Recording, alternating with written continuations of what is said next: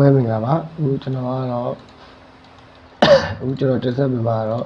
ဥပမာပိုလိုရောစတင်သုံးလို့တဲ့သူတွေအတွက်ဖြစ်ပါတယ်ကျွန်တော်တို့ပိုလိုရှော့ကိုစတင်လေ့လာမဲ့သူတွေအတွက်ဒီသင်ခန်းစာလေးကိုကျွန်တော်တင်ဆက်ပေးလိုက်တာပါနော်ဒီ Adobe Photoshop ဆိုတာတဲ့ဒီ Adobe Photoshop ဆိုတာဓာတ်ပုံတွေဒီဇိုင်းတွေ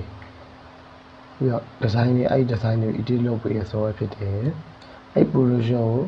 ဒီ Adobe ကောင်ကြီးကနေပြီးတော့ထုတ်လုပ်တာကောင်ကြီးကနေပြီးတော့ file ရအောင်နော်အဲ့ကောင်ကြီး Adobe ကောင်ကြီးကနေပြီးတော့ file ရဖြစ်တယ်ထုတ်လုပ်ထားတာမျိုးဖြစ်ပါတယ်အဲ့တော့အဲ့ Adobe ကောင်ကြီးကနေပြီးတော့ Photoshop software တွေဘယ်နဲ့ version ဘယ်လိုကတော့ထွက်တယ်ဆိုတော့ချက်ကြည့်ကြအောင်နော်ဒီမှာဆိုရင် Photoshop 7ပြီးတော့ Photoshop CF Photoshop CF2 Photoshop CF3 CF4 ဒီမှာ CF5 CF6 ပြီးတော့ CC စမယ်နော်ပြီးတော့ CC 2019 2019အဲ့တော့ CC 2020အဲ့ Photoshop တွေက Adobe ကုမ္ပဏီကဒီ software တွေကတော့ Adobe ကုမ္ပဏီကထုတ်လုပ်ထားတာဖြစ်ပါတယ်အခုနောက်ပိုင်း Adobe Photoshop 2021တို့2023လို့လည်းထွက်ရှိနေတာဖြစ်ပါတယ်ကျွန်တော်ကဒီလောက်ပဲပြတာပါနော်ဒီ software တွေကျွန်တော်ပြရဆိုတာအခု Photoshop စတင်သုံးမဲ့လူတွေအတွက်ဖြစ်ပါတယ် Photoshop ဒီစတင်သုံးမဲ့လူတွေဒီ software version လောက်ကိုတော့ပြီးထားတယ်လို့ထင်ပါတယ်ခင်ဗျာအဲ့တော့ကျွန်တော်တို့သင်ခန်းစာဆက်လိုက်အောင်အခုကျွန်တော်တို့ကသင်ခန်းစာတဲ့အနေနဲ့ကတော့ဒီ file လေးကနေပြီးတော့ဒီကို design ဆွဲမဲ့စာရွက်ပေါ့နော်အဲ့စာရွက်ကိုဘယ်လိုခေါ်လဲဆိုတော့ကျွန်တော်ကအခုပြပေးမှာဖြစ်ပါတယ်အဲ့တော့ file လေးကိုဝင်ဒီမှာ new ကိုနှိပ်ထုတ်ရတယ်လို့ keyboard ကနေပြီးတော့ control ရဲ့ N ကိုလည်းနှိပ်လို့ရပါတယ်အဲ့ဆိုရင်တော့ဒီ new.com ပေါ့ဒီ new.com ပေါ့ကြာလာပါဖြစ်ပါတယ်အရင်ဆုံးတွေ့ရမှာတော့ဒီ name အဲ့ name မှာဆိုရင်ကို design ဆွဲမဲ့ file နဲ့စာရွက်ကိုနာမည်ပေးရမျိုးပါအဲ့မှာကိုကြက်တဲ့နာမည်မျိုးပေးရပါတယ်ကျွန်တော်0မထားပါဘူး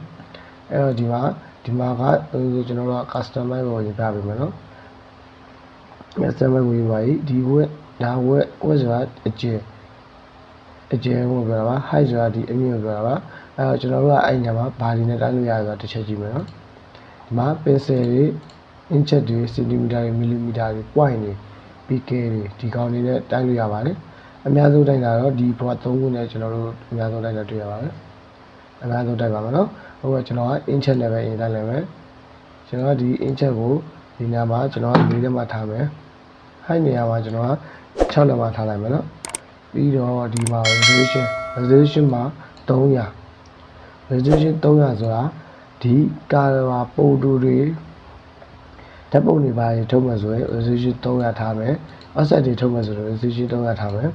တကယ်လို့ B9 တွေထုတ်မယ်ဆိုရင်ဒီ file size ဒီ size ပေါ့နော်ဒီအဲ့ size ပေါ်အနေထားပုံမူကြည့်ပြီးတော့ကျွန်တော်တို့ resolution 100 300အဲ့လိုထားပြရပါမယ်ပြီးတော့ဒီမှာကာလာမှုဆိုရင်တော့ဒီကာလာမှုမှာဘာရှိရဆိုတော့ bitmap က grayscale က RGB ရဲ့ CRI ကလက်ကာလာတယ်အဲ့တော့ကျွန်တော်တို့အများဆုံးကတော့ဒီ RGB ရဲ့ CRI ကသုံးပါတယ်ပို့တူဓာတ်ပုံတွေပါရတဲ့ဆိုရင်တော့ဒီ RGB သုံးတယ်ဒီ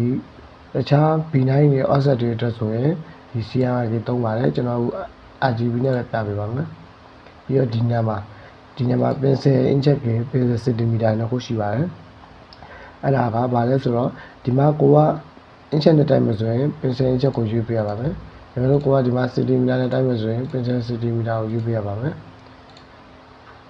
ကိုက inch နဲ့ပဲတိုင်းမယ်ဆိုရင်ဒီမှာ pencil inch အဲ့ဒါရပါပြီဒီတော့သူ့အောက်ကဘက်ဆိုတာကတော့ဒီအကြီးလို့ပြောတာပါနော်ဒီ 8bit က 16bit က 32bit ကအဲ့ဒါ file size 8bit ဆိုရင်ဒီမှာ file image size ကိုကြည့်မယ်ဆိုရင် 6.18 အမီကမှာပါပါရှိတယ်နော်16bit ဆိုရင် 7.4 မှာ file size 3နဲ့ကြည့်ပါလားလို့ပါအဲ့တော့ကိုယ်ကအခုဆုံးမယ်ဆိုတော့ 8bit လောက်နဲ့ပဲရပါတယ်ပြီးတော့ background content ဆိုတာကိုယ့်ရဲ့ဒီစာရွက်ကအဖြူခေါ်မှလား black ခေါ်ရမယ်နော် black ဆိုရင်တစ်ချက်ကြည့်မယ်နော်ဒါဆိုရင် black ကို background content က black နော် black ခေါ်လို့ရပါတယ် တို့ကဘယ်လည်းမခေါ်ဘူးအဖြူပဲခေါ်မှာဆိုဘောလုံးဟာလေးပါဒီ background color ဆိုတာကတော့ဒီဘက်ကကိုရွေးထားတဲ့ color လေးမျိုးကိုပြောတာပါ transparent ဆိုတာတော့အကြည့်ကိုပြောတာပါ transparent ဆိုတာတော့အကြည့်ကိုပြောတာပါ transparent ဆိုတာအကြည့်ကိုပြောတာပါကိုကအဖြူနဲ့ပဲဆွဲလိုက်ပါမယ်အဲ့တော့အကုန်လုံး okay ရဆိုရင်အကောင်လုံးကိုလိုချင်တဲ့ site တွေကိုလိုချင်တဲ့ color တွေ resolution တွေရပြီဆိုရင် okay ကိုနှိပ်လို့ရပါပြီနောက်တစ်ခုပြပြပါတော့ဒီ document driver ဆိုတဲ့အထဲမှာဒါ customize ဆိုတာကိုယ့်ရဲ့လိုချင်တဲ့ site နဲ့လုပ်ထားတာမျိုးပြောတာပါကိုယ်က customize မလုပ်ချင်ဘူးတခါတည်းပါတဲ့ site မျိုးလိုချင်တယ်ဆိုရင်အင်္ဂုဆုံးဒီထဲမှာတော့ international paper ထဲမှာဒီ A4 site ရှိမယ် A6 A3 A4 ပါ A3 A5 A6 A4 ပြီးတော့ B5 V4 V3 အဲ့ဒါတွေ site တွေမှာ Adobe ရှိပါတယ်ဒါဆို A4 site ပါဒီမှာတခြား photo ဆိုလဲဒါ photo site တွေရှိပါတယ်ဗာ landscape 4 6 ဆိုတာ4 6မှာပုံစံ site တွေရှိပါတယ်ဒါကတော့သူစော်ရပါတယ်စော်ချိုင်လေးတွေပါတခြားမှာဒါဆိုတော့ကိုကsite တွေပါတွေကိုတေချာမသိလို့ဒီ A4 site တွေပါတွေတေချာမသိဘူးဆိုရင်ဒီ international paper ထဲမှာဝင်ပြီးတော့ပါ A4 ယူပြီးတော့ A4 site ကိုကြည့်လို့ရပါတယ်ကိုကလည်းအဲ့မှာယူလို့ရပါတယ်အဲ့တော့ကိုက customer ပဲတာပါနော်ဒီက4နဲ့မှ6နဲ့မှပဲပြန်ထားလိုက်ပါမယ်အဲ့တော့ဒီမှာဒီကိုလိုချင်တဲ့နာမည်နဲ့ဆိုရင်ရပါပြီအဲ့တော့ဒီစာရွက်ခေါ်တာကိုဒီဇိုင်းဆွဲဖို့စာရွက်ဘောက်ကိုခေါ်တာရော image စာရွက်ဘက်ခေါ်တာအဲ့ဒါဆိုရင်ရပြီလို့ထင်ပါတယ်ဒါဆိုရင်ကိုလိုချင်တဲ့စာရွက်ခေါ်ကိုလိုချင်တဲ့စာရွက်ဆိုင်နဲ့ကိုလိုချင်တဲ့ပုံစံလေးရပါပြီအရင်ဆုံးရှင်းပြပေးမှာတော့ဒီကောင်ကတော့ official ဘာဖြစ်ပါတယ်ဒီကောင် official ဒီမှာဆိုရင်ဒါဆိုရင်2ဒါဆို2ပါဒါ2ဒါလည်း official ပါတော့ဒါကတော့ဒီမှာ layer ရှိမယ်ဒီမှာ add color ရှိမယ်ပြီးတော့ info တွေဒါကတော့သူchannel တွေအလိုလိုတော့ရတာမျိုးတွေပါဒါနောက်ပိုင်းတစ်ဖြည်းဖြည်းနဲ့ရှင်းပြပေးပါမယ်ဒါ layer ပါကိုကအရင်ဆုံးစကူးစသုံးပါဆိုတဲ့အတွက်ဒီကောင်တွေမရှိဘူးဆိုရင်ဒီကောင်လေးရတာပါနော်ဒီကောင်ခုနက2ပေါက်ပေါ်မလာဘူး2ပေါက်မရှိဘူးဆိုရင်ကျွန်တော်တို့အခုဝင်လို့ဝင်ပြီးတော့ဒီမှာ asset layer ဆိုတဲ့အားလေးကိုတစ်ချက်ဒါ layer တော့မဟုတ်ဘူးဒီကောင်တော့မဟုတ်ဘူးနော်ဒီမှာဒီကောင်ဒီကနော်ဝင်လို့တစ်ချက်နှိပ်ပြီးတော့ဒီထဲမှာ2ဆိုတဲ့အားလေးကိုတစ်ချက်နှိပ်လိုက်မယ်ဆိုရင်ဒီမှာ2ပေါက်ပြန်ပေါ်လာမှာဖြစ်ပါတယ်ပြီးတော့ဒီဘက်ကကောင်လေးက2ပေါက်ကိုကိုပါဒါဘူးအလဲရတဲ့သုံးပါလားအလဲရတဲ့မသုံးချင်လုံးနေလဲဆိုလည်းရပါတယ်ဒီကအလဲရတဲ့မသုံးချင်ဆိုဒီကောင်လေးချက်နေပြီးတော့ဒီမှာနှစ်ဖက်သုံးလို့ရတာလို့ပါပြီးတော့ဒီမြင်းတန်းလေးကိုဘယ်လိုခေါ်ရလဲဆိုတော့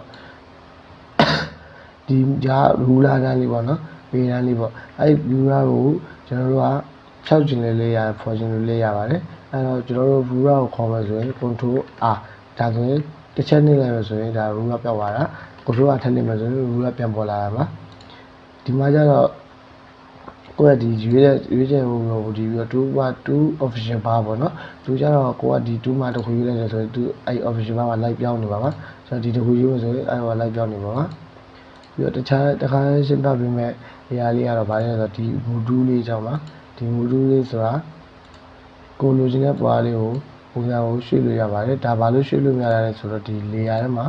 တော့ခတ်ထားလို့ပါ layer ကိုတော့ခတ်ထားလို့ရွှေ့လို့မရတာပါအဲ့တော့ဒီ layer လေးကိုတော့ဖြုတ်လိုက်မယ်ဆိုရင်ဒီခေါင်းလေးနဲ့ဒါမှပုံလိုချင်တဲ့နေရာကိုရှောက်လိုက်ပြီးရွှေ့လို့ရပါတယ်ပုံလိုချင်တဲ့နေရာကိုရွှေ့တဲ့နေရာမှာဒီ module ကိုတုံးတာပါဒီကိုထားခြင်းတဲ့အနေသားမျိုးပါ module ကိုဒီရွှေ့တဲ့အနေသားမျိုး module ကိုတုံးတာပါဒီလောက်ဆိုရင်တော့ရလာပြီလို့ထင်ပါတယ်ဒီနေ့ဒီလောက်နဲ့သင်္ကန်းစာလေးဒီလောက်နဲ့ပဲရလိုက်ပါမယ်ကျွန်တော်တို့အခုရှင်းပြပေးတာနားလည်တယ်ဆိုရင်တော့ကျွန်တော် comment လေးမှာတစ်ချက်လောက် like ဆိုပြီးတော့တစ်ချက်လောက်ယူရင်းပေးပါဦးခင်ဗျာအားလုံးပဲဒီလောက်နဲ့ပဲရလိုက်ကြပါမယ်ကျေးဇူးတင်ပါတယ်ခင်ဗျာ